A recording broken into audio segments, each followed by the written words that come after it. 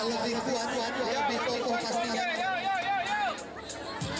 Pelan, tapi pasti, santai.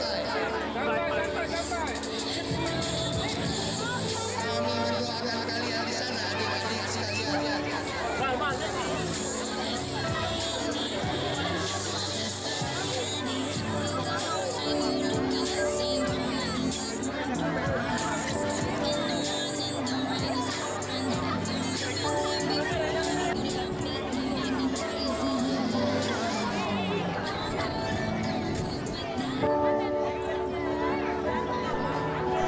Kibarkan bendera ini.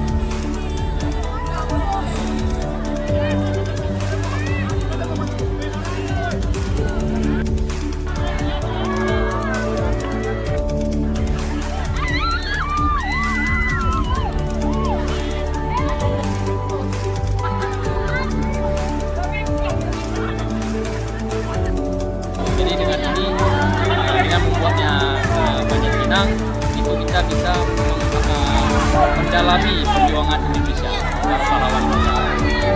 Ya, ini lomba Panjat Pinang ini diikuti berapa peserta? Dari mana saja pesertanya? Itu pesertanya dari dusun Mesragu sendiri, karena banyak warga minta anak-anak muda kita ini ikut partisipasi di Panjat Pinang dusun Mesragu. Itu ada berjumlah 2 tim.